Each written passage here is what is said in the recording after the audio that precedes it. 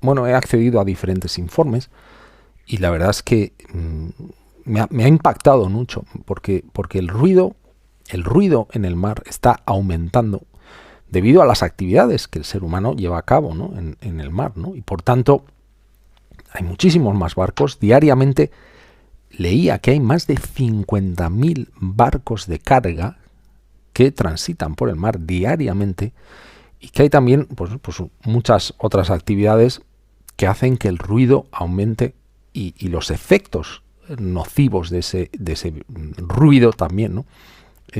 Yo he leído alguna manifestación tuya en la que decías que está en riesgo la supervivencia de todo el ecosistema, no solamente pues esos animales que ponemos en riesgo, sino el ecosistema en su conjunto, ¿no? Porque el ruido tiene mucho impacto en que las especies puedan incluso alimentarse.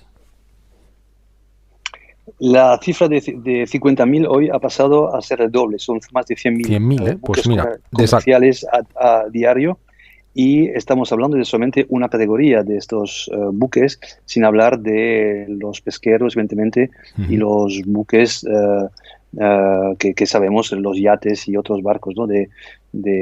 Así que conocemos más. Por tanto, hay un ruido constante que se introduce en el mar, pero eso es solamente una parte del ruido que introducimos, el que conocemos a lo mejor un poco más, porque, bueno, casi todos nosotros, aunque no todos, hemos subido a bordo de un barco y sabemos que el ruido en el aire nos puede alcanzar y nos molesta.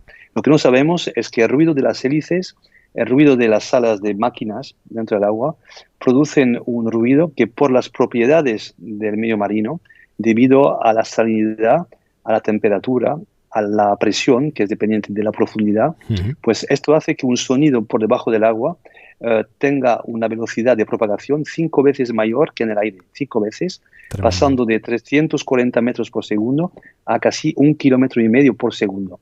Y que además las propiedades que hemos citado permite que estos sonidos, sobre todo en las partes más bajas, en las partes bajas, la parte más baja del pues, espectro, pueda propagarse a cientos de kilómetros en comparación con lo que conocemos en el aire.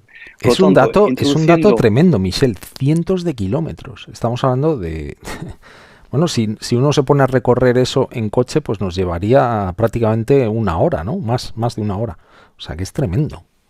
Bueno, más porque estamos hablando de cientos y incluso miles de kilómetros. De hecho, algunas esas frecuencias, entre las más bajas, debido otra vez a estas propiedades físicas del medio marino, pueden entrar en lo que llamamos un túnel acústico, que está delimitado por una capa de agua que, por las componentes de salinidad y de temperatura, hacen que el sonido esté atrapado dentro de esta capa y entra como una especie de túnel. Pues podía dar la vuelta al mundo si no existiera los continentes, la Tierra, que Tremendo. les hiciera una especie de barrera. Por lo tanto, las propiedades de sonidos que permite a los seres vivos comunicarse en la oscuridad total, yo creo que es importante entender que el sonido bajo el agua es sinónimo de vida.